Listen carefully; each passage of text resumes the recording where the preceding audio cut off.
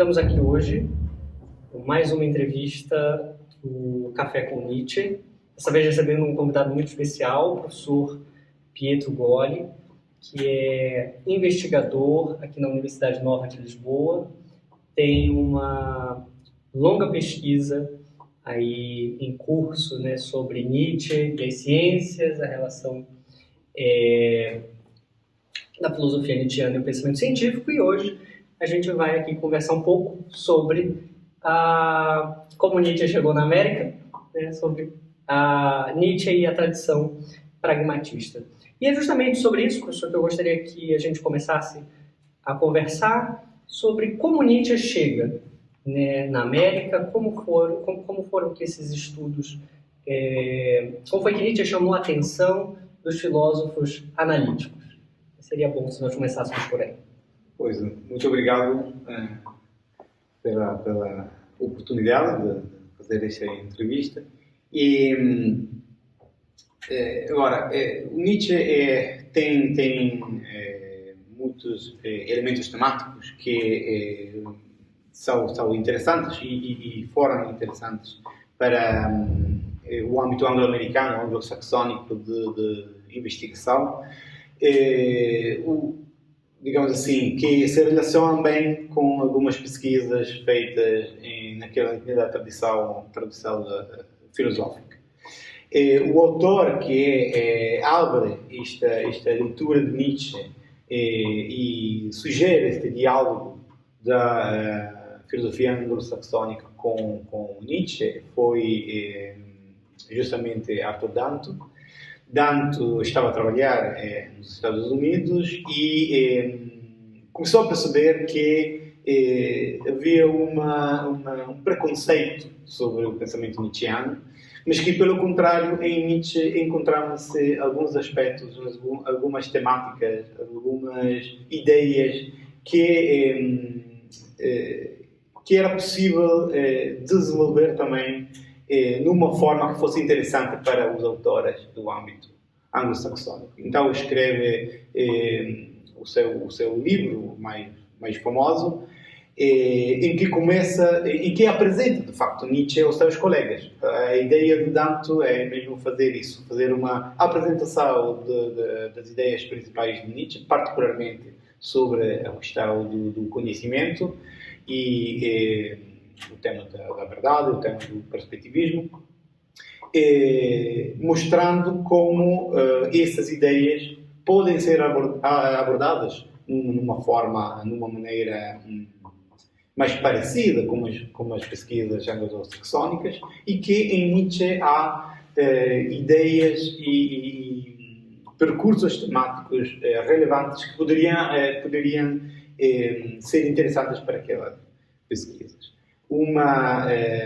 Dentro deste contexto, nós temos a sugestão de Danto, que depois não é uma sugestão que podemos dizer, é original do Danto, ou seja, comparar o perspectivismo de Nietzsche e a sua teoria da verdade com o pragmatismo. Não é uma ideia original porque já no âmbito alemão e francês houve autores no início do século XX que sugeriram esta ligação entre Nietzsche e o pragmatismo de James em particular. Mas pronto, Danto faz esta ligação numa forma mais sistemática e, poderia dizer, mais simplificada, num certo sentido, pois interpreta o pragmatismo também numa forma mais analítica e menos complexa, menos continental, embora no pragmatismo haja uma componente europeia, podemos dizer, uma componente continental, de facto, que faz desta abordagem, desta tradição filosófica, uma tradição mais complexa e mais rica do que às vezes é considerado. Mas pronto, Danto abre esta ligação e abre um percurso de discussão e de reflexão sobre o pensamento de Nietzsche neste sentido. Ou seja, no sentido de encontrar, por exemplo, os elementos que dizem respeito à teoria da linguagem que Nietzsche desenvolve, a sua reflexão sobre o valor da linguagem, o sentido da linguagem, o valor da verdade, do conhecimento, todos os elementos que, numa tradição analítica, que pode ser uma tradição analítica que começa já na Europa, também com o Wittgenstein, com o Círculo de Viena, pronto, encontram-se, e em Nietzsche há uma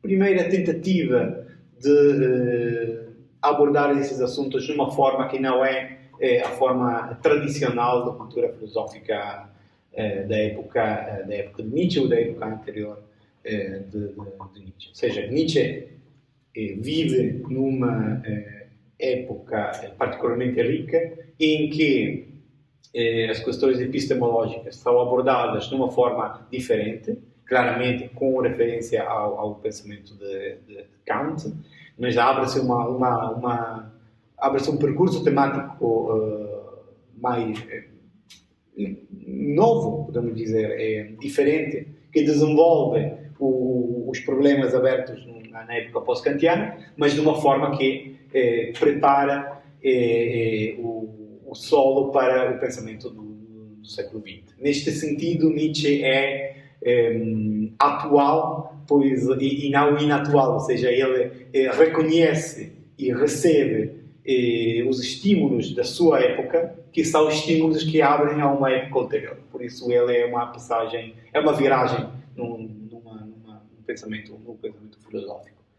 E essas pesquisas que originaram-se na área alemã, na área da Alemanha e da Áustria, depois foram recebidas também pelos autores que abriram a fase analítica da investigação, portanto, que receberam os problemas da epistemologia enquanto problemas fundamentais da filosofia, ou interpretaram estes problemas como problemas fundamentais da filosofia, portanto, focaram-se sobre esses temas. Agora, para voltar ao Danto. Danto tenta mostrar aos seus colegas que um diálogo com Nietzsche é mesmo possível, pois Nietzsche abordou questões que interessavam aos colegas do Danto. Ou seja, focou-se sobre, de uma forma, claramente, não sistemática, Nietzsche não desenvolve o pensamento de forma sistemática, mas de uma forma orgânica e coerente. Ele aborda ao longo do seu trabalho filosófico com boa regularidade, com boa continuidade, a partir do texto sobre a verdade e mentira em sentido extramoral, de 1873. A partir daí, ele começa e propõe uma reflexão sobre o pensamento, sobre o conhecimento, que é mais ou menos coerente. Tem algumas pequenas modificações, mas basicamente podemos dizer que o trabalho de Nietzsche, a ideia de Nietzsche sobre o problema do conhecimento é contínua, é coerente até 1778, até o Crepúsculo dos Ídolos, e a fundamentação da transformação dos valores, que também pode ser interpretada de uma forma de uma reavaliação, de uma luta, como diria Wittgenstein, uma luta com a linguagem, com os preconceitos que ficam na linguagem e na metafísica da razão. Sobre os deuses ainda vivem na gramática. Né? Exatamente isso. Mas essa questão da relação entre Nietzsche e a tradição pragmática é muito interessante porque, por exemplo, não ocorreu apenas a pessoas como Arthur Danto. Por exemplo, Ian Hacking, no Representar e Intervir, a certa altura, então, claro, por motivações diferentes, né, diversas, ele chega a dizer que Nietzsche e o Charles Sanders Peirce, que é o fundador, né, vamos dizer assim, da tradição pragmática, né, do pragmatismo, diz que eles dois foram os mais importantes autores que escreveram há pouco mais de um século. De forma que tudo que veio em seguida no século XX, assim, no âmbito do conhecimento, em algum lugar é tocado por um dos dois, ou às vezes até pelos dois. né? Então, é interessante verificar, no caso da relação do Nietzsche com a tradição pragmática, como ele, como essa vinculação, essa possibilidade de vinculação também ocorreu a pessoas que integravam a tradição pragmática. Por exemplo, o biógrafo do Ernest Mach chega a mencionar que o Nietzsche tinha algumas ideias que se aproximavam em alguma medida daquelas, vamos dizer assim, dos pragmatistas tradicionais. Eu gostaria que o senhor falasse um pouco sobre quais ideias aproximam o Nietzsche da tradição pragmatista. Sim, muito bem. Então, queria fazer uma especificação, porque isso acho que é muito importante. Eu acho que é melhor distinguir entre uma tradição pragmática e uma tradição pragmatista, neste sentido. Claro, Peirce é o autor que origina esta perspectiva de estudo, mas depois o desenvolvimento dos estudos sobre Peirce ficaram num âmbito temático que está mais relacionado com a questão pragmática e particularmente com a teoria da linguagem. Enquanto o outro autor, que é a referência do pragmatismo, ou seja, o William James, eu diria que abre uma tradição mais pragmatista. E o Peirce também não gostou muito, exatamente, e tentou também mudar o conceito fundamental do pragmatismo em pragmaticismo, com a ideia mesmo de escolher uma palavra feia que não fosse utilizada tão amplamente, como exatamente como justamente foi. Portanto, o Peirce já tentou fazer pois na abordagem de James há vários elementos temáticos que podemos encontrar também em Nietzsche. E neste sentido queria também acrescentar mais uma coisa. Ou seja, o pragmatismo como atitude filosófica pode ser interpretado, considerado de uma forma restrita e de uma forma ampla. A forma mais ampla diz respeito a um problema, a tentativa de resolver uma questão que é a questão fundamental do século XIX, a questão do relativismo, a questão da falta de um sentido nos nossos valores, nos nossos juízos e numa tentativa de abordar o problema da avaliação dos juízos, da atribuição do valor aos nossos juízos, práticos ou teóricos, seja, numa forma não dogmática. Basicamente, podemos dizer que o pragmatismo, a base do pragmatismo está uma atitude, eu diria, antifundacionalista, a tentativa de reconhecer que não podemos avaliar, atribuir um valor aos nossos juízos com base em alguns elementos que ficam fora dos juízos mesmos. E que, portanto, a nossa avaliação só pode ser uma avaliação contextualizada dentro da prática do juízo. Isto é uma coisa que encontramos, por exemplo, em Nietzsche. É um elemento que em Nietzsche está muito evidente, em Para Além do Bem e do Mal, no prefácio desta obra. Nietzsche defende a ideia de que temos de rejeitar o dogmatismo platónico, que depois é o dogmatismo da metafísica e do cristianismo, da cultura europeia, etc. Este é o núcleo e a origem daquela cultura contra a qual Nietzsche escreve os seus livros. Ele chama na genealogia da moral o ideal ascético, que de facto é uma confiança, uma fé no valor metafísico da verdade.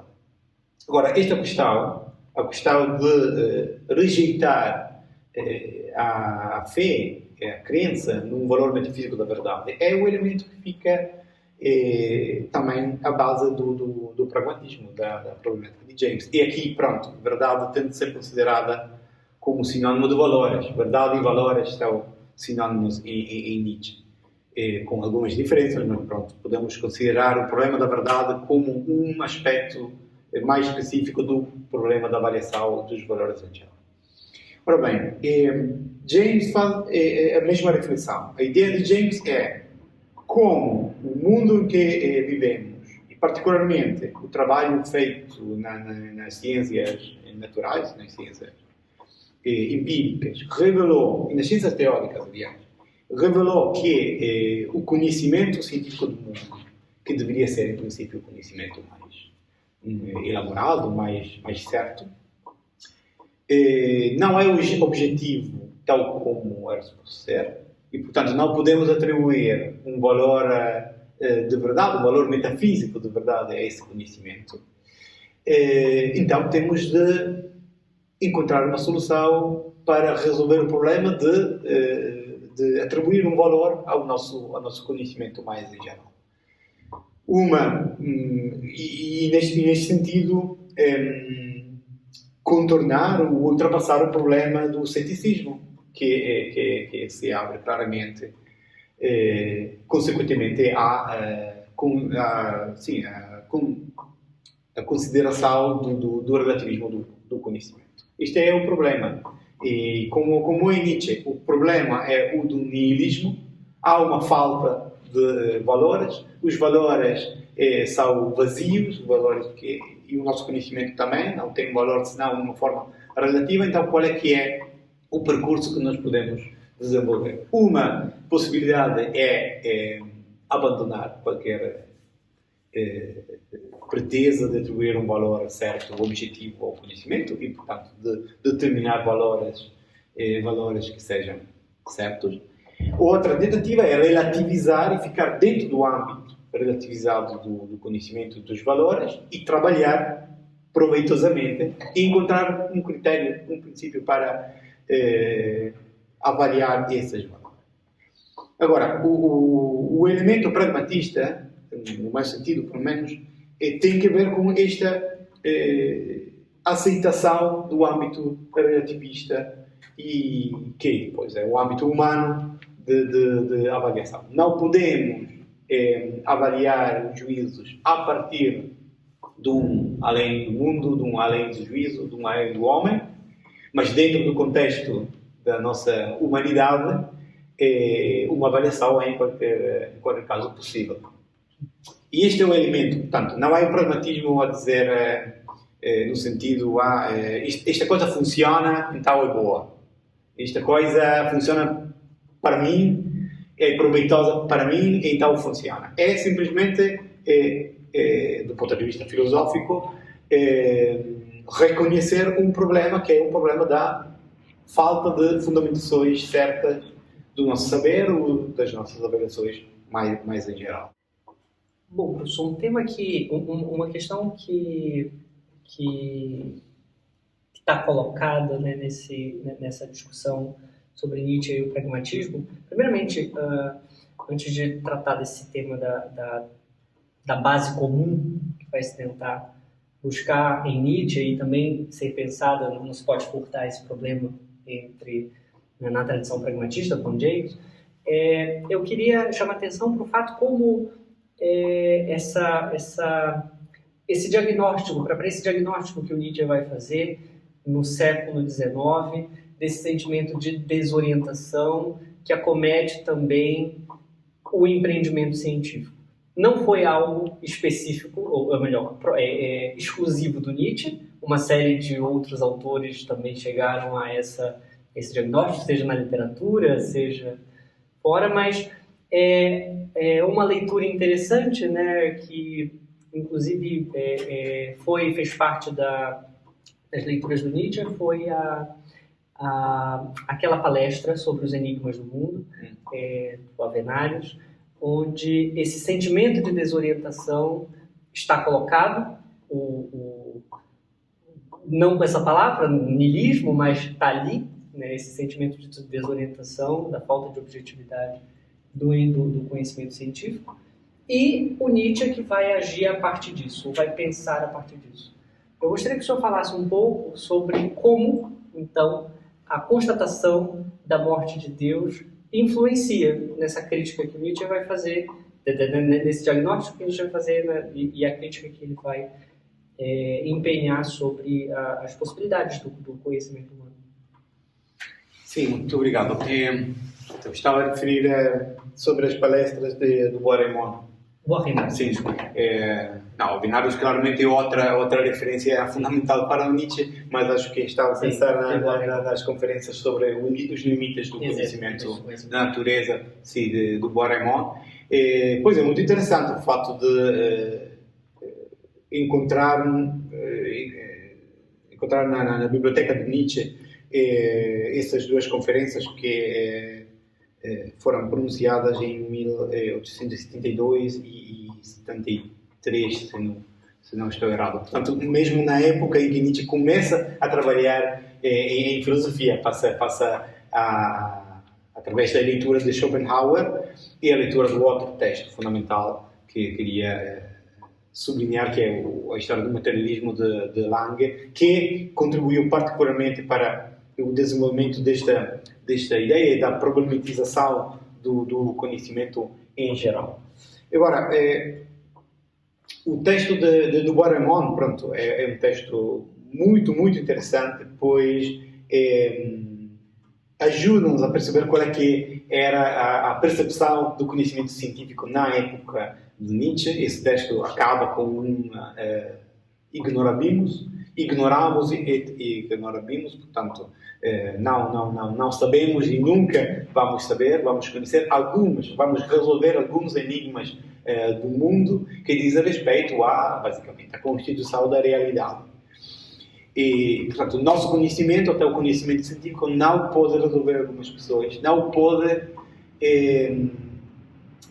representar restituir uma descrição do mundo que seja mesmo uma explicação do mundo. Este é um dos problemas que em Nietzsche encontramos. Uma das críticas que Nietzsche faz ao pensamento científico, embora ele faça essas críticas ao pensamento científico materialista, portanto, o pensamento científico que ainda é um pensamento metafísico, que é o mesmo tipo de pensamento científico que também James critica. Uma das críticas que Nietzsche faz diz respeito à impossibilidade do conhecimento científico ser uma explicação do mundo, pois Nietzsche observa que só podemos obter uma descrição do mundo a partir da ciência. E isto é extremamente importante, pois toda a literatura, boa parte da literatura sobre a filosofia da ciência, trabalha mesmo com esses conceitos, com uma diferença entre descrição e explicação. Ou seja, uma das reflexões que são feitas pelos filósofos das ciências até agora diz respeito o conhecimento do mundo é uma descrição do mundo, é apenas uma descrição do mundo, o valor das sentenças científicas é descritivo, ou estamos mesmo a explicar algo. Portanto, as nossas teorias explicam exatamente como é que é o mundo e como que o mundo tem de ser. Portanto, conseguem encontrar aqueles princípios normativos da natureza que nos ajudam a elaborar uma imagem do mundo que seja verídica no sentido mais próprio, mais forte do termo. Pronto, em Nietzsche já encontramos esse tipo de reflexão. Mas por que é que encontramos este tipo de reflexão e por que é que encontramos uma reflexão que depois fica no século XX? Pois Nietzsche trabalha com as mesmas referências, que são as referências de autores que depois começaram a trabalhar, autores clássicos da filosofia da ciência, autores que depois, no século XX, desenvolveram. E essas referências dizem respeito, basicamente, a um contexto pós-kantiano de investigação, que tem o Friedrich Lange como entre as referências principais, e Lange, que depois influenciou a abertura da escola neocantiana, o que é que faz? Começa a refletir sobre a possibilidade de fundamentar cientificamente ponto de vista experimentalmente, alguns aspectos da psicologia, ou podemos dizer agora da filosofia da mente de Kant, refletindo particularmente sobre o valor mais ou menos certo, os limites do conhecimento humano da natureza. Portanto, refletindo sobre aqueles conceitos problemáticos que ficam em Kant, como o conceito de coisa em si, mas mais em geral sobre qual é que é o papel do sujeito na elaboração do conhecimento. Portanto, Lange abre esta questão, reflete sobre as duas alternativas, a alternativa materialista e a alternativa idealista, tenta rejeitar as duas e ligá-las numa perspectiva ulterior, numa terceira via, digamos, um terceiro percurso, um percurso alternativo. Nietzsche, já em 1866, começa a ler o texto, a primeira edição do texto de Lange, acha que o texto de Lange é um texto fundamental que permite perceber melhor o pensamento de Schopenhauer, que pronto é já uma interpretação, uma tentativa de elaborar o pensamento kantiano. Mas em Lange encontra uma série de outros textos, de ideias não estritamente, não diretamente filosóficas, que não pertencem à tradição filosófica que Nietzsche conhece. Portanto, são textos de autores que trabalham sobre que fazem experiências sobre a filosofia, a fisiologia dos sentidos, e Lange liga estas pesquisas feitas em âmbito da fisiologia com reflexões filosóficas, tal como agora faz no âmbito das neurociências e na reflexão filosófica, que depois podemos retirar dos resultados das experiências feitas naquele âmbito de investigação. Portanto, o Lange faz a mesma coisa, reflete sobre os resultados do âmbito científico que estava a ser desenvolvido, a fisiologia dos órgãos do sentido, a psicologia científica, e liga estas investigações, estes resultados, com os problemas filosóficos que ficaram abertos a partir de Kant. Dubois-Reymond faz parte deste contexto, o Avenarius também, e outros autores que Nietzsche conhece e que agora são quase desconhecidos. Mas todos esses autores criaram um contexto temático a partir do qual depois, por exemplo, James, mas também autores que mais estritamente trabalharam em filosofia da ciência, o Mach, por exemplo, também tem referências a Lichtenberg, referências a Lange, a Fechner, que são todos autores que Nietzsche também conhece e a partir dos quais reflete mais ou menos sistematicamente, com mais ou menos consciência, pois Nietzsche é muitas vezes um grande leitor, mas depois sobre alguns assuntos não podia trabalhar de forma sistemática, por causa da sua formação, que não é uma formação nem filosófica, nem claramente científica. Mas pronto, ele em qualquer caso consegue, a partir da sugestão indireta de Lange, consegue criar esta ligação.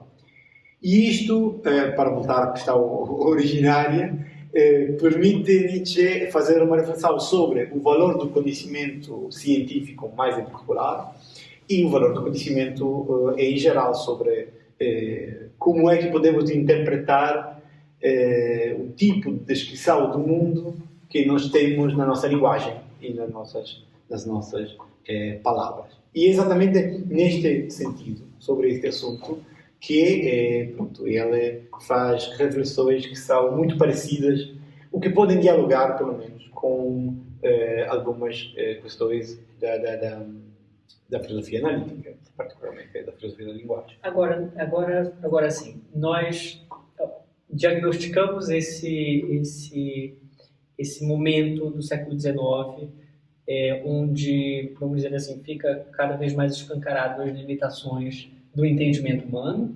Kant é um ponto de inflexão nesse sentido. O Lange vai, de certa maneira, promover essa naturalização das faculdades da razão, que o Nietzsche vai prontamente assimilar.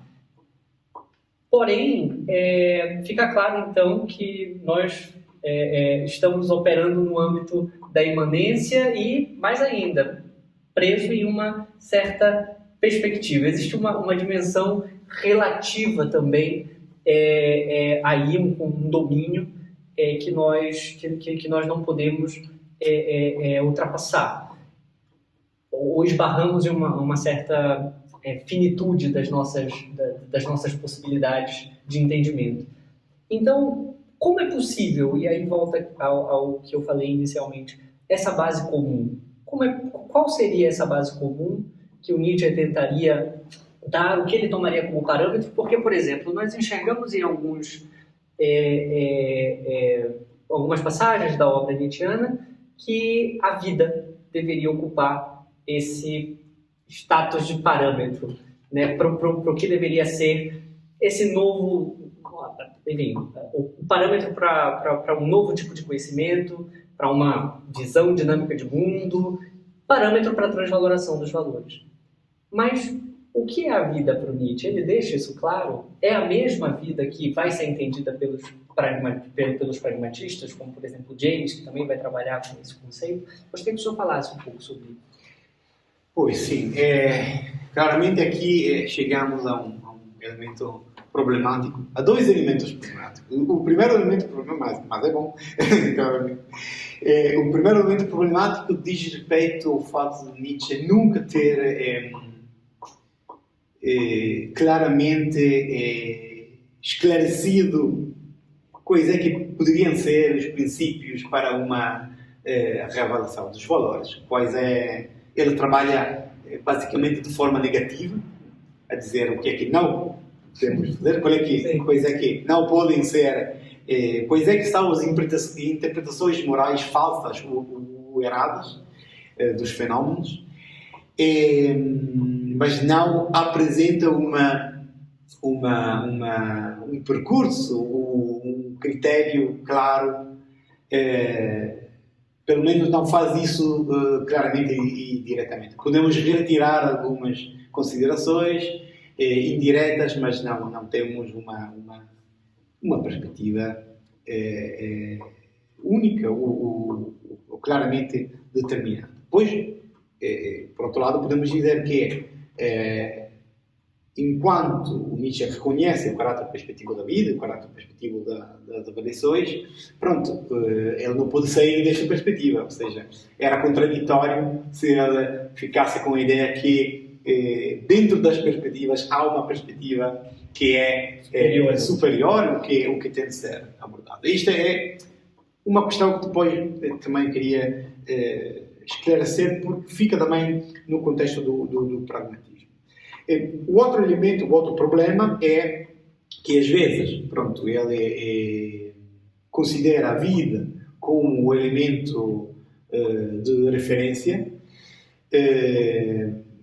positivo e negativo para as nossas avaliações, mas pronto, não explica bem, não se percebe muito bem em que sentido é que podemos interpretar esse conceito. Aliás, algumas vezes está mais ou menos claro quando, por exemplo, Nietzsche reflete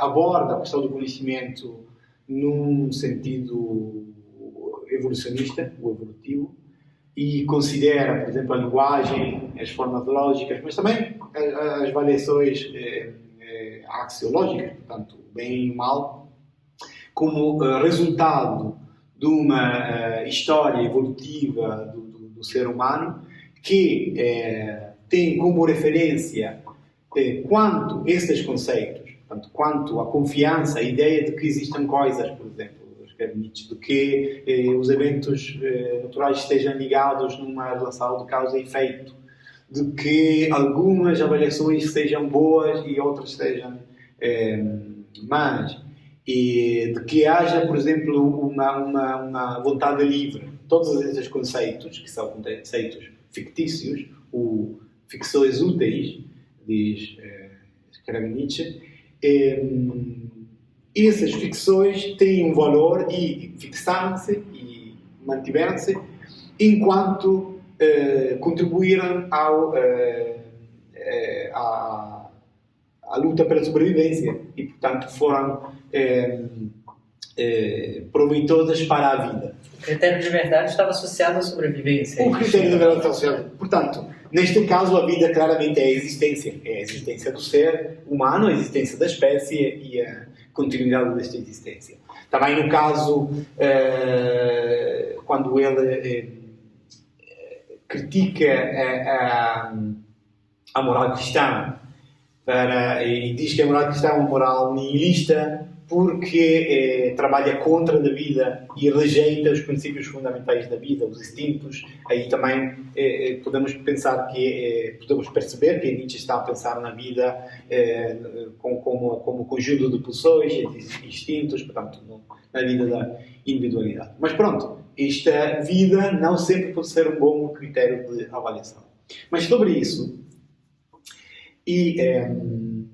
podemos dizer esta coisa, e recupero a questão da perspectividade do perspectivismo, que pode ser considerada paralelamente com a ideia de uma pragmaticidade do pragmatismo. Ou seja, a ideia do pragmatismo, tal como o perspectivismo, serem abordagens que podem ser aplicados à abordagem mesma. E desta forma poderíamos ultrapassar ou resolver o paradoxo do relativismo que podemos atribuir, ser atribuído claramente ao perspectivismo. Qual é que é a ideia? A ideia é que não há um critério fixo para avaliar os nossos juízos.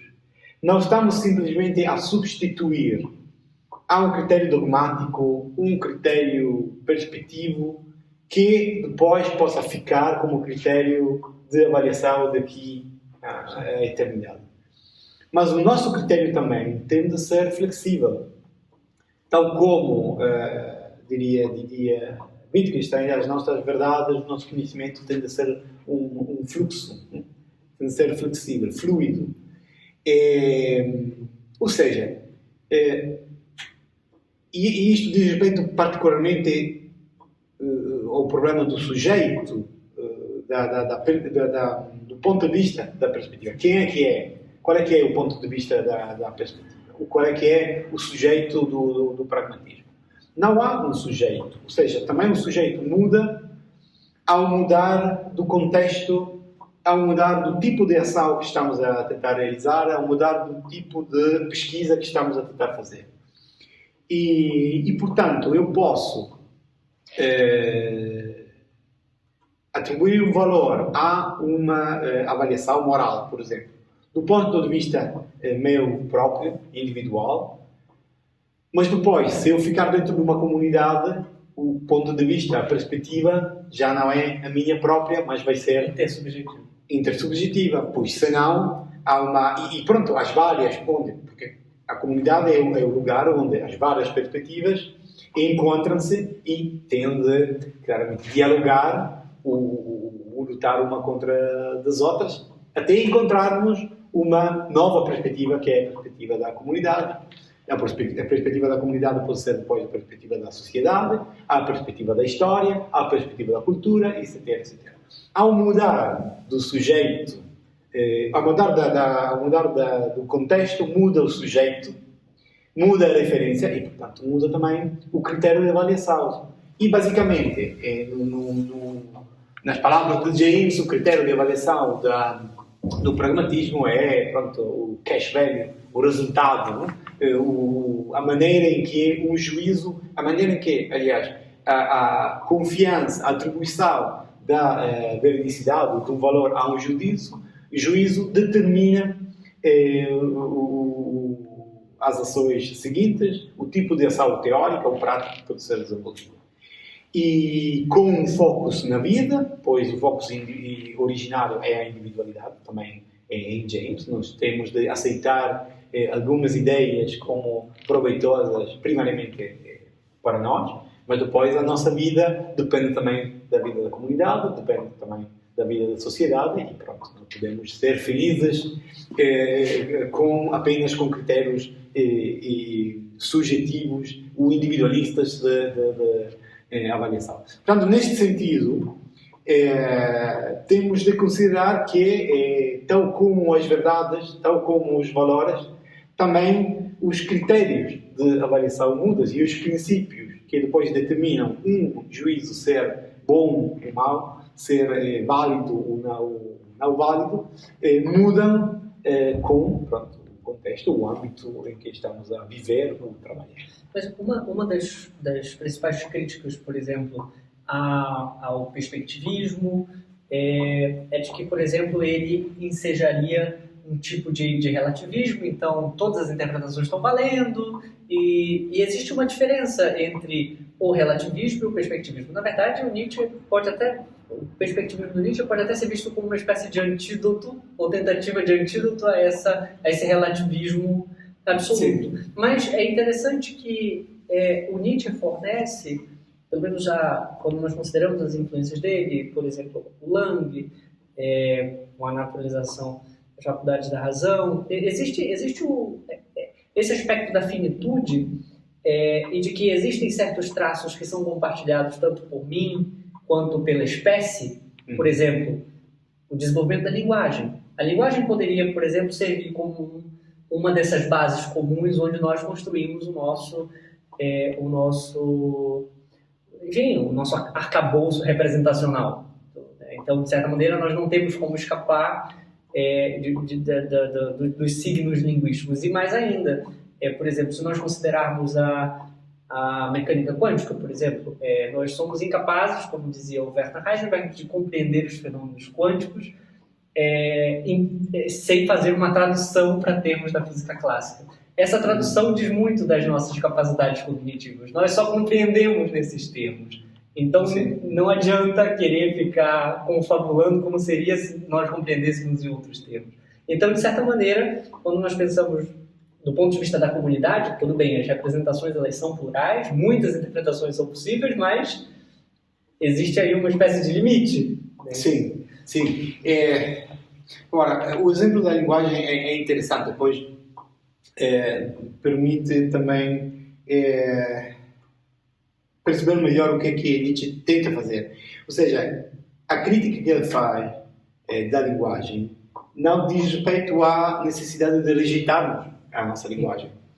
A linguagem é o resultado de um percurso cultural, mas o verdadeiro problema é o elemento que fica à base da linguagem, ou seja, o sentido que nos atribuímos às palavras, como o sujeito, o conceito de sujeito, subjetividade é como um conceito de átomo, sabe? Os dois elementos sobre os quais Nietzsche reflete particularmente. Agora, a ideia de Nietzsche não é vamos abandonar o conceito de subjetividade, mas a ideia de Nietzsche é transvalorar esse conceito, ou seja, esclarecer qual é que é o conteúdo deste conceito, qual é que é o sentido desta palavra. Que é a mesma coisa que faz James, por exemplo. James começa a refletir sobre a possibilidade e a oportunidade de uma abordagem pragmatista em geral, da filosofia. Depois de ter trabalhado durante 12 anos sobre o texto de psicologia, que supostamente que era suposto resolver e abordar cientificamente a questão da ligação e relação entre sujeito, entre mente e corpo, entre sujeito e objeto, e defender a tese que um sujeito pode ser encontrado. Enquanto, na fase final do seu trabalho, influenciado pelas pesquisas que eram feitas na Alemanha, portanto, este é o elemento europeu que fica a base do pensamento de James. James passa alguns anos na Alemanha, na Áustria, a visitar os estudos dos autores que trabalhavam particularmente na fisiologia dos órgãos dos sentidos, tanto Wundt, Stumpf, Mach também. O que é que faz? O momento final é perceber que esta coisa que nós chamamos de subjetividade, o eu, não pode ser encontrado e não existe senão enquanto função do pensamento. E, portanto, a abordagem de James muda naquele momento a dizer, pronto, mas não, será que é melhor concebermos o sujeito como entidade fictícia que eu tenho de considerar como referência dos pensamentos, mas que de facto não tem uma fundamentação metafísica. E este é o exemplo da aplicação do princípio do pragmatismo. Uso o conceito do sujeito, porque nas pesquisas psicológicas, em psicologia, preciso deste conceito, ou pelo menos esse conceito é muito valioso, funciona muito bem. O resultado do pressuposto de que existe um sujeito funciona na aplicação tem uma prática. função social. Pronto, tem uma função prática na pesquisa, na investigação e nas experiências. Mas depois não vou atribuir a este conceito uma fundamentação metafísica. Não vou dizer que este conceito é um elemento que existe e que pode ser encontrado. É nesta reavaliação do conceito do sujeito que nós podemos encontrar o princípio do pragmatismo, e é essa a mesma abordagem que tem Nietzsche. Portanto, a linguagem que nós temos funciona muito bem. Por que funciona bem? Posso justificar esta função, esta eficácia operativa com base num princípio dogmático e metafísico, mas depois tenho de reconhecer que a linguagem está efetivamente a dizer algo da realidade e esta coisa não funciona muito bem. E se não, passo a olhar para a linguagem numa perspectiva diferente, que fica dentro do âmbito da linguagem mesmo, e portanto atribuo um valor à linguagem com base mesmo na eficácia operativa que estou a observar. E neste sentido estou a fazer estou a abordar as coisas do ponto de vista não fundamentacional, antifundamentacionalista ou anti-essencialista, se quisermos usar também esta palavra. E portanto, sim, a questão da linguagem determina o âmbito, o contexto da nossa investigação, mas nós não podemos ir para além deste contexto. O Nietzsche, pelo menos, não quer ir além deste contexto mesmo para encontrar um princípio de avaliação. Agora é interessante, mediante a sua fala, porque, por exemplo, pensadores como Nietzsche, como James, como Heisenberg, a partir desse exemplo, estão dizendo o seguinte: olha, nós não podemos simplesmente jogar as coisas fora sem avaliar antes. Isso precisa passar por um tipo de crivo, né? No caso do Heisenberg, não temos como, por mais que nós estamos falando de uma física que é quântica e nós, enfim, deixamos uma série de pressupostos clássicos para trás, nós não podemos abandonar essa linguagem. Isso me chama a atenção porque a gente pode refletir um pouco sobre a relação que o Nietzsche mantém com a tradição. Muita gente assiste o canal e talvez venha motivado a assistir o canal porque o Nietzsche soa como uma espécie de iconoclasta que destrói tudo, que não cria nada e que, na verdade, é um ótimo autor para se rebelar contra os pais e etc. Né? Mas é interessante porque essa postura soa até um pouco conservadora, do ponto de vista assim, nós não podemos simplesmente refundar completamente a linguagem do zero. Vamos parar de usar, inclusive na vida cotidiana, termos como eu, e qualquer outra coisa. Eu gostaria que o senhor falasse um pouco sobre essa relação que o Nietzsche mantém com a tradição, porque eu acho até interessante essa metáfora, porque no Zaratustra é importante dizer isso. O Zaratustra sai da caverna. Da caverna de Platão, né? Vamos fazer nesse sentido. Ou seja, é uma pessoa, é uma figura que sai da tradição. E o Nietzsche reconhece isso. Muitos problemas, como, por exemplo, o problema da verdade, que eu acho que é algo que a gente vai ter que tratar aqui, também de forma mais detalhada,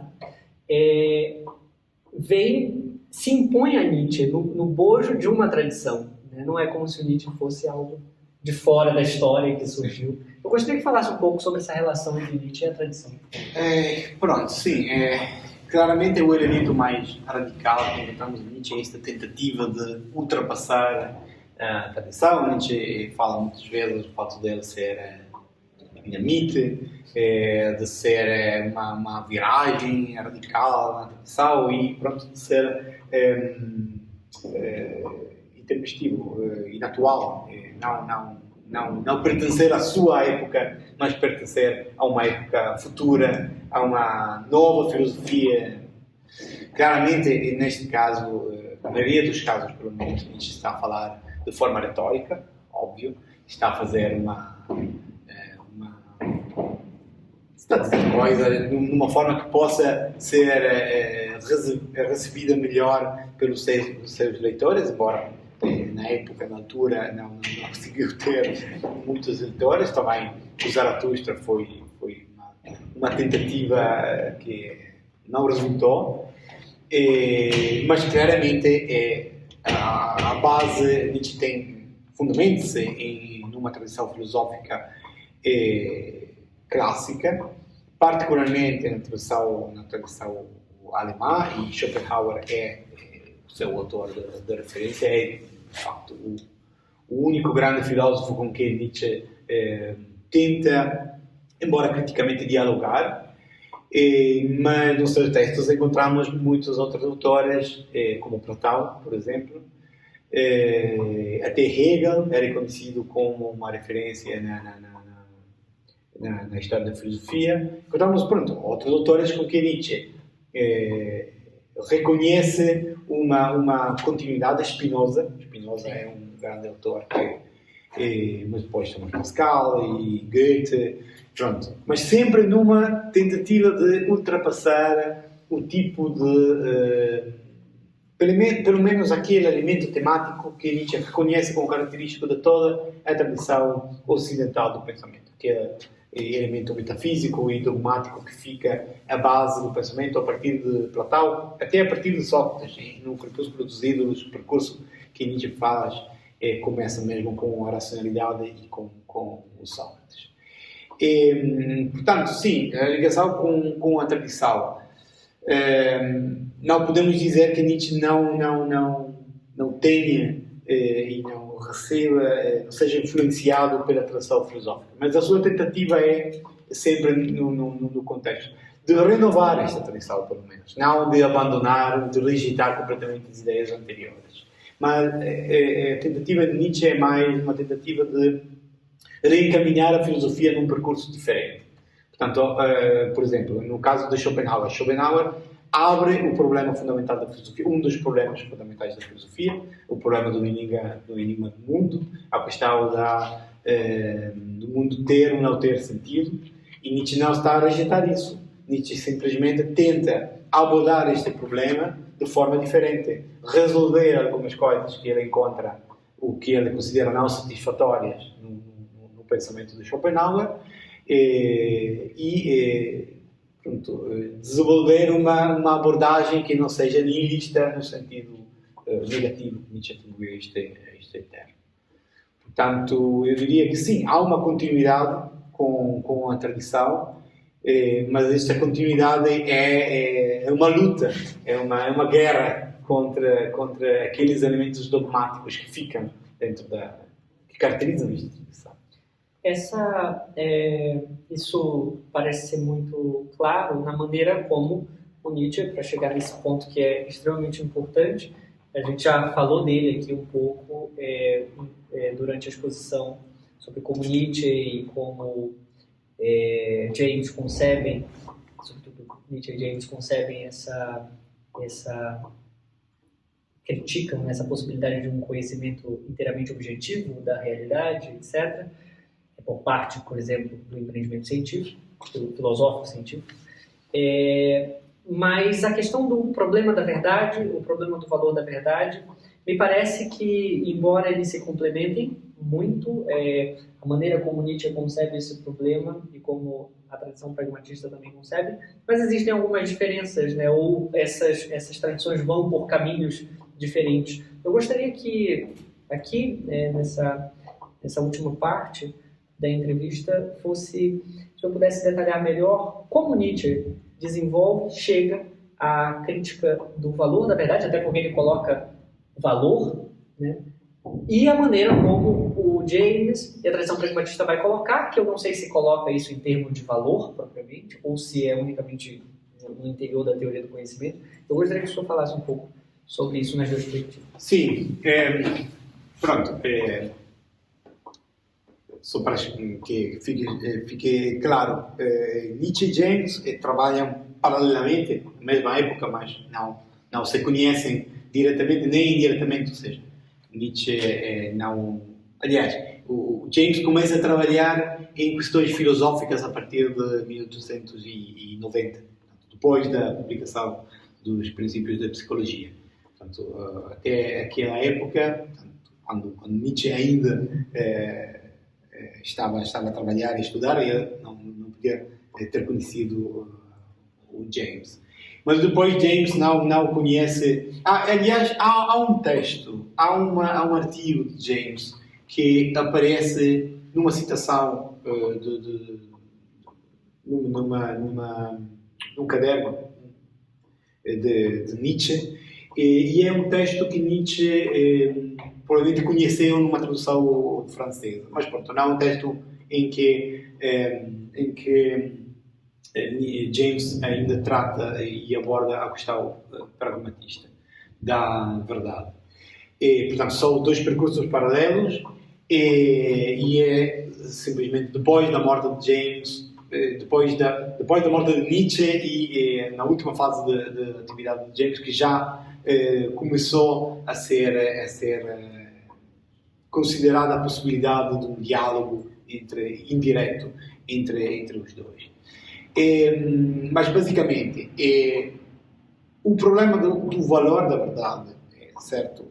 O problema da possibilidade de atribuirmos à verdade, ao conhecimento, às avaliações, um valor que não seja aquele valor metafísico e indiscutível e incriticável, tal como o ideal estético achava. Esta ideia fica em Nietzsche num contexto bem específico, que é o contexto da genealogia da moral, que é o contexto da influência que a moral tem na constituição antropológica do ser humano.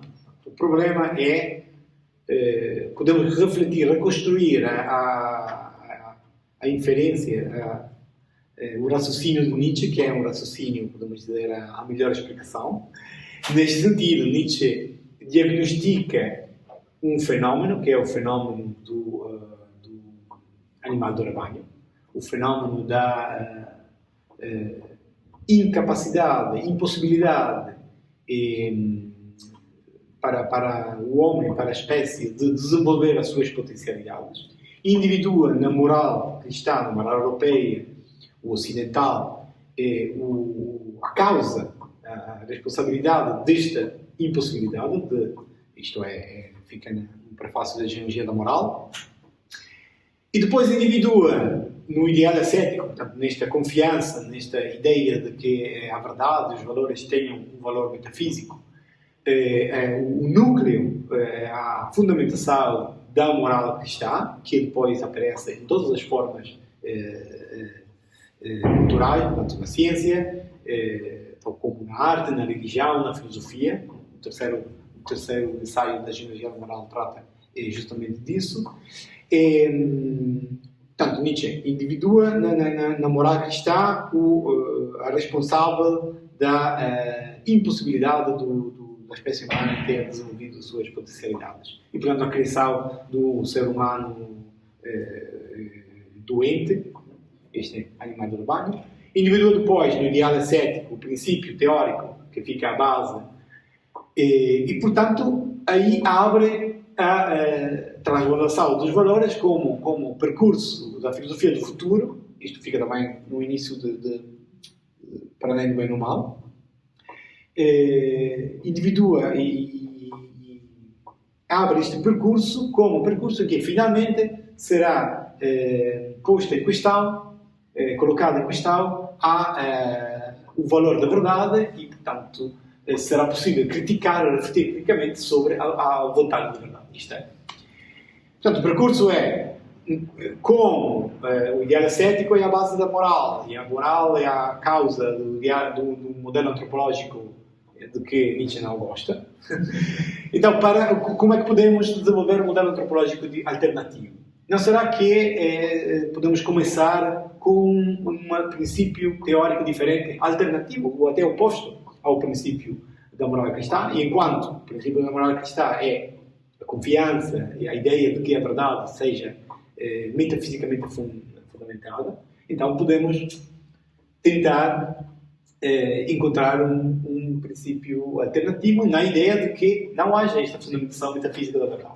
Portanto, crítica da vontade da verdade, transvalorização da verdade dos valores enquanto tentativa de colocar em questão o valor que tradicionalmente foi atribuído a estes valores e trabalhar com um valor não metafísico, não dogmático, então perspectivo, porque o perspectivismo é a alternativa ao dogmatismo, em Nietzsche.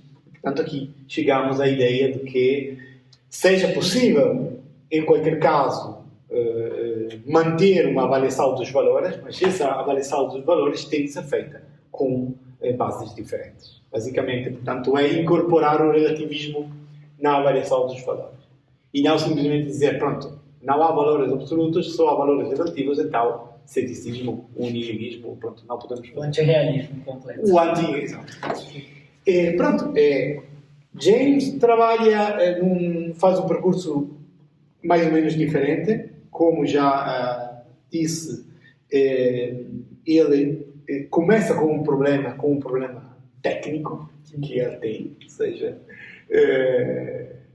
ele está a trabalhar com um conceito metafísico e a única solução para resolver os problemas que ele tem com o conceito de subjetividade é transvalorar este conceito. Portanto, não eliminar o conceito, mas eliminar o valor metafísico, rejeitar o valor metafísico deste conceito e substituí-lo com o quê? Com um valor de função, um valor relativo no sentido da relação que este conceito tem, na relação que esta ideia tem com os outros conceitos com que trabalhamos. Portanto, é a substituição de um conceito substancial com um conceito funcional.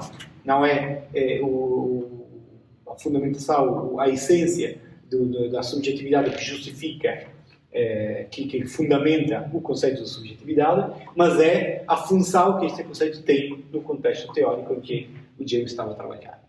Portanto, ele começa com isso, encontra depois os princípios teóricos de Peirce e começa a refletir sobre a aplicação deste princípio, do princípio do pragmatismo, ao conceito do conhecimento mais em geral, que depois também, no caso de James, é um conceito que diz respeito às avaliações, aos juízos, porque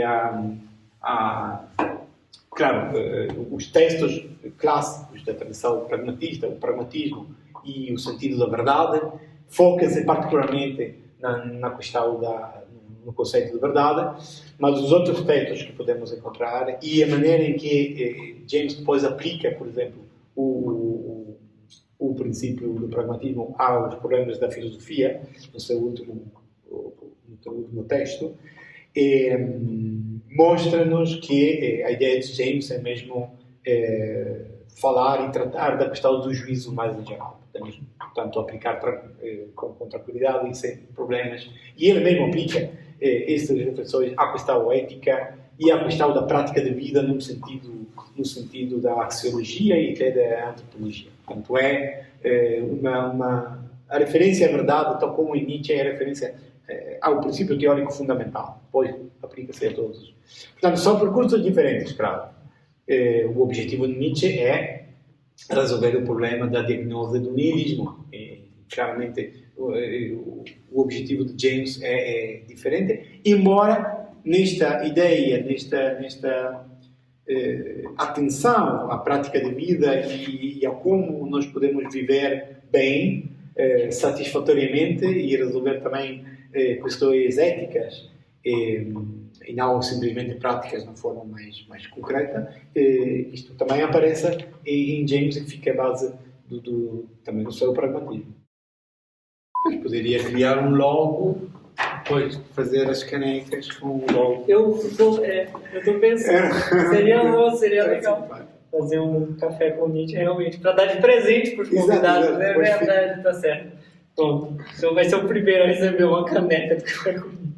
Encaminhando agora para o fim, né, da entrevista, como em todos as nossas entrevistas, nós cedemos espaço para que os professores falem, os convidados falem um pouco sobre as suas pesquisas e, no seu caso, né, de certa forma, falar um pouco sobre suas pesquisas é justamente falar sobre a viabilidade do Nietzsche, né, para poder, vamos dizer, não vou aqui dizer ser pensado como um filósofo da ciência, mas pelo menos fornecer certos elementos que nos permitam resolver impasses ou, enfim, clarificar certos tópicos que são importantes hoje em dia nas discussões em história e filosofia da ciência. Então, gostaria que o senhor falasse um pouco das suas pesquisas e tocasse nesses assuntos aí. Pois sim, muito obrigado. Então,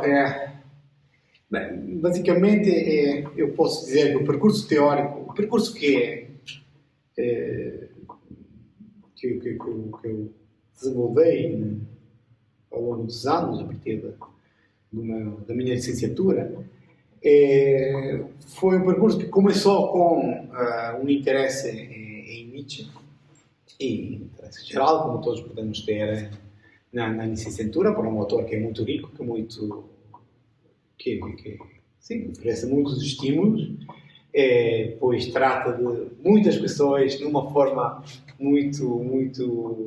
aparentemente muito simples, ou pelo menos com uma linguagem que pronto, os jovens gostam muito, claramente, mas tem de ser assim.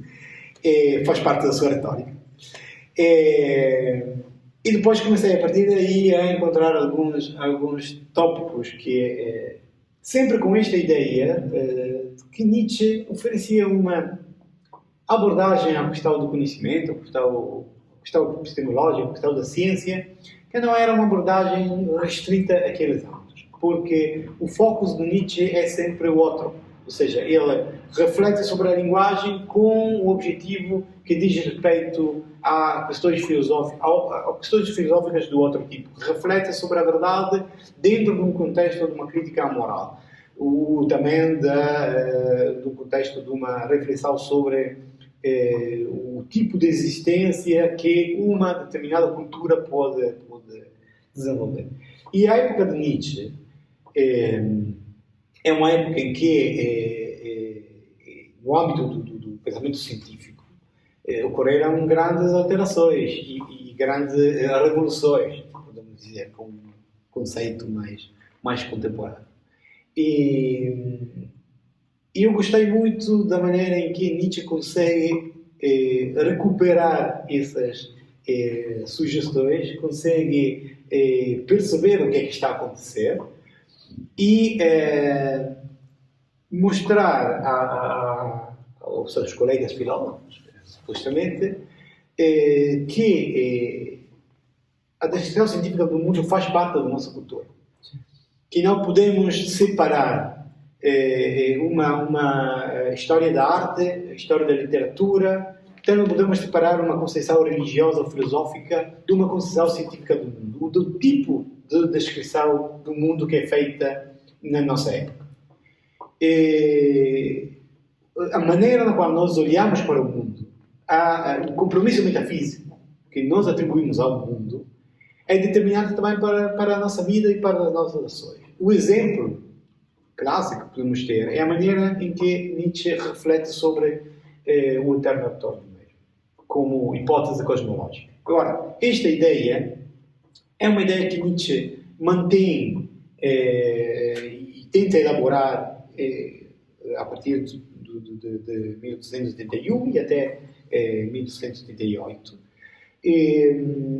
É uma ideia que aparentemente não fica nos textos, embora no Zaratustra, na parte sobre a visão e enigma, seja reproduzida exatamente o argumento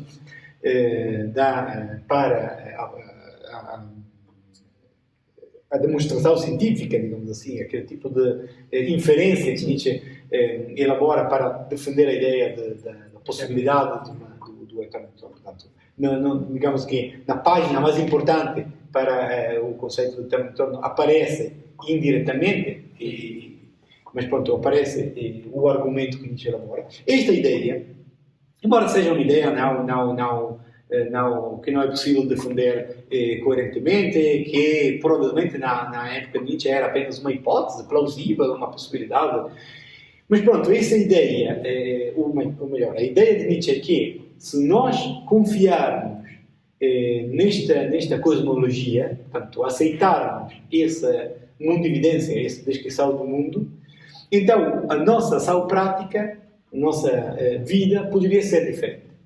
É aqui que nos encontramos a ligação entre os dois elementos. A ideia de que, reconhecer e defender uma tese sobre como é que o mundo funciona, como é que o mundo se desenvolve, significa depois desenvolver também uma forma de vida.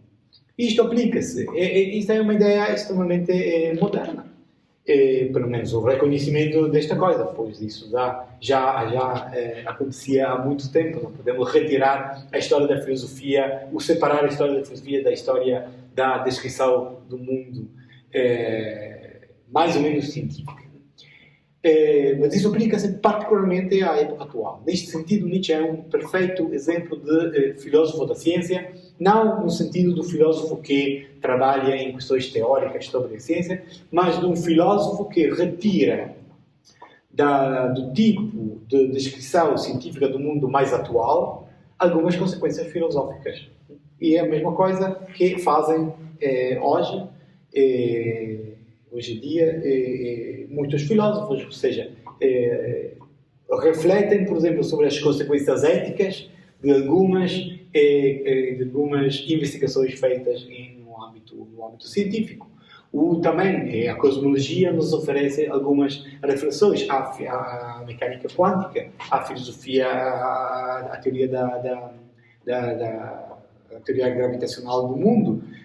Nos permitem refletir de forma diferente sobre conceitos fundamentais como o tempo, o espaço, claramente, e portanto, também o determinismo e todas as questões que dizem a liberdade e pronto. Portanto, é nesta ligação, nesta reflexão, mais ou menos crítica, porque claramente em Nietzsche há alguns elementos de crítica sobre o pensamento científico, mas estes elementos têm sempre de ser contextualizados dentro de uma crítica ao pensamento metafísico mais em geral.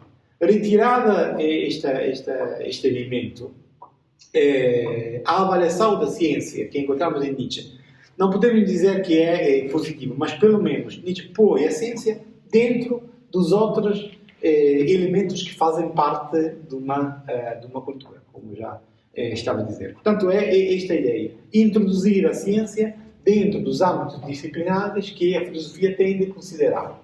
E depois, se pensarmos o que é que aconteceu já no início do século XX, a revolução científica, o desenvolvimento, a nova imagem do mundo que foi desenvolvida pela ciência, influenciou profundamente a arte, por exemplo, ou a literatura. Portanto, há uma ligação estrita e não podemos avaliar adequadamente produtos culturais, artísticos e literários do início do século XX, senão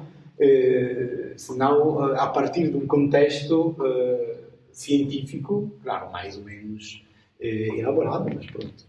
De uma mundo de evidência que estava a mudar e que muda a partir dos resultados da ciência. Com certeza. Um exemplo da cosmologia é muito bom, porque Nietzsche sagazmente escolhe se meter numa discussão que estava em voga e que ele sabia que a cosmologia enquanto disciplina foi movimentada pelo cristianismo para poder fortalecer as bases morais do cristianismo. Então, de certa maneira, entrar nesse debate e modificar uma perspectiva, trazer uma nova perspectiva cosmológica, uma nova visão dinâmica de mundo, é um raciocínio totalmente plausível, poderia mudar realmente, impactar esse... Sim, claramente faz parte, claro, a tentativa de revolucionar a cosmologia faz parte de uma substituição de um conceito de temporalidade, que é o conceito da tradição cristã, sim. Obviamente, o objetivo de Nietzsche está sempre ligado com esta coisa.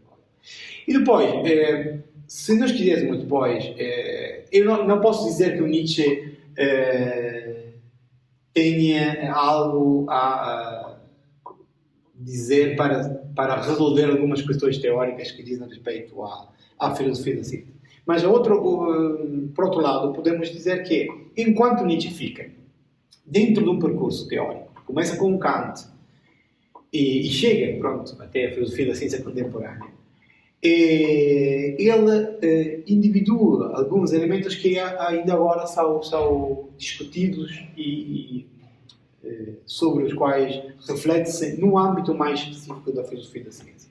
E o tema do perspectivismo é interessante, como o tema do perspectivismo, o conceito do perspectivismo, reapareceu na história, reapareceu na filosofia da ciência nos últimos 15 anos, com algumas pesquisas feitas sobre a possibilidade de desenvolver um realismo, portanto, defender um tipo de realismo moderado, que incorpora elementos construtivistas, com base num conceito perspectivista que, de facto,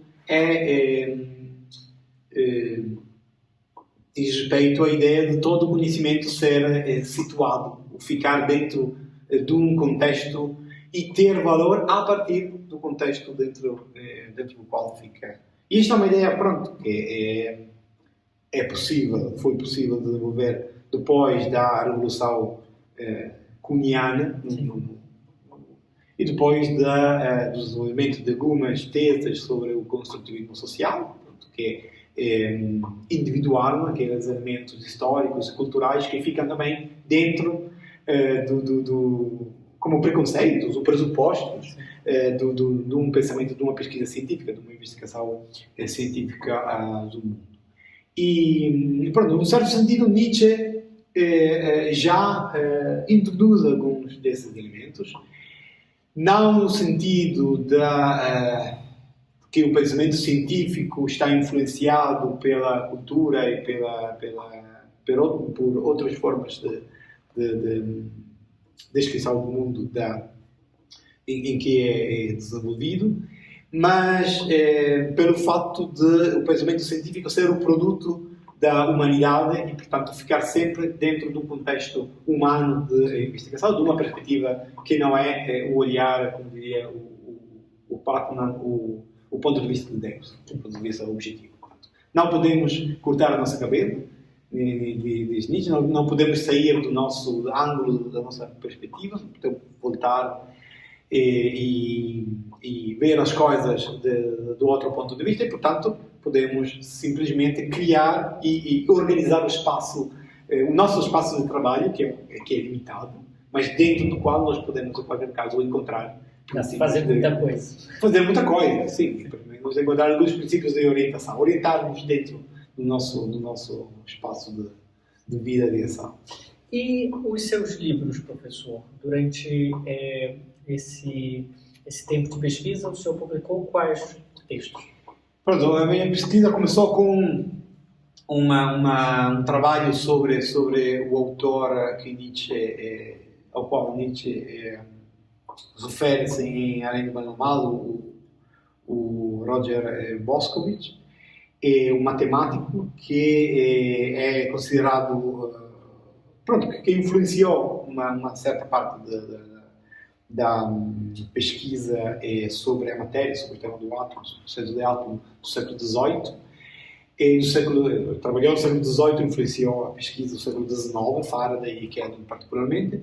E Nietzsche é uma referência interessante em Nietzsche, porque Nietzsche considera este autor como o autor que definitivamente conseguiu eliminar o conceito de átomo material. Desenvolver na ciência um tipo de investigação que elimina um conceito, o valor substancial do conceito de átomo e substitui este conceito, esse valor com um valor funcional. E esta foi a primeira pesquisa sobre as fontes e as referências de Nietzsche. Depois tentei fazer um trabalho ainda mais complexo, pois dizer respeito à relação entre Nietzsche, a comparação entre Nietzsche e Ernst Mach, embora não haja na obra de Nietzsche referências ao texto de Mach. Mas Eles trocaram correspondências, né, os dois? não trocaram propriamente uma correspondência, ou seja, Nietzsche comprou uma edição da Contributo à Análise das Sensações de Mach, em 1887, e depois enviou uma cópia, pediu ao editor para enviar uma cópia da Energia da Moral ao Mach. E Mach respondeu, ou seja, reenviou um outro artigo com uma dedicatória muito... Não deixa de ser uma correspondência. Mas o problema qual é que é? O problema é que depois, na segunda edição da obra da Análise das Sensações, em 1900, Mach introduz uma referência ao Nietzsche extremamente crítica, negativa. Isso pode ser interessante, ou seja, isto reflete provavelmente a recepção de Nietzsche que era feita em Áustria naquela época, uma recepção que tem como referência praticamente o Zaratustra e o nascimento da tragédia.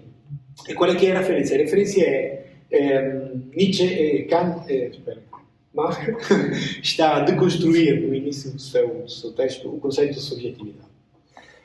E defende a ideia que este conceito não seja um conceito substancial, não possa ser um conceito substancial. E faz esta consideração, diz que a substituição deste conceito, a consciência de que o conceito de sujeito não é um conceito, uma referência unívoca ou substancial, poderia determinar algumas consequências éticas relevantes. E evitar, escreve, aqueles resultados individualistas que são defendidos, por exemplo, que são exemplificados, por exemplo, no super-homem de que se fala, no super-homem nietzscheano de que se fala nesta altura. De que nós não gostamos e nunca vamos gostar. Agora, o elemento interessante é que se o Mach tivesse lido verdadeiramente Nietzsche, como depois um colega de Mach começou a dizer ao Mach mesmo, olha, que em Nietzsche nós temos um amigo, não temos um inimigo. Nietzsche é muito mais perto de nós que ter.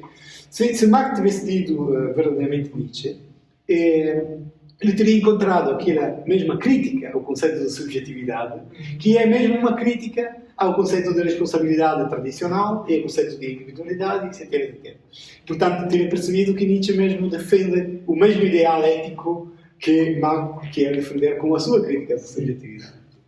Portanto, sim, não há mesmo uma troca de correspondência entre os dois. Simplesmente Nietzsche conhece Mach numa época muito tardia da sua, e provavelmente não foi influenciado pelo Mach, embora os dois tenham referências comuns, como Fechner, como Lichtenberg, já estava a dizer, como Dubois-Reymond, como Lange, e portanto conseguiram desenvolver uma abordagem e algumas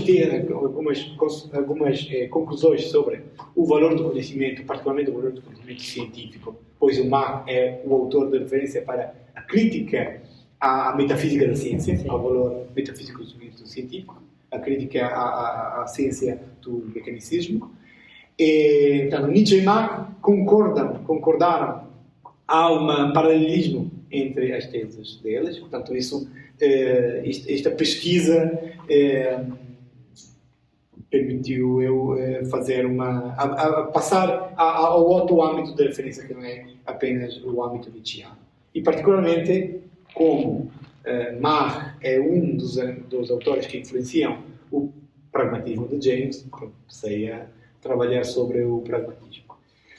Agora estou a tentar deixar um pouco ao lado essas questões, ou seja, trabalhar, separar o Nietzsche da filosofia da ciência, e comecei também a trabalhar sobre questões mais estritamente relacionadas com a filosofia da ciência, e o tema do perspectivismo é o elemento temático que fica ainda das minhas investigações e em que estou a tentar trabalhar mais no âmbito das questões da epistemologia contemporânea e não apenas no âmbito nietzscheano, embora os meus interesses sejam mais ou menos relacionados com estas áreas. Então foi da Nietzsche Forschung para pesquisa em Sim, filosofia da ciência. exato. Isso que vou lá. Perfeito. Professor, muito obrigado pela entrevista, foi realmente muito boa. Obrigado. Certamente muito esclarecedora, essa entrevista já estava programada aí desde o ano passado, infelizmente hoje foi possível fazer. Agradeço a todos vocês que assistiram, ativem os sininhos para as notificações, vem mais entrevistas ao longo do ano e estou devendo uma caneca para o professor e para todos os entrevistados agora. Os que passaram e os que virão. Muito obrigado. Obrigado.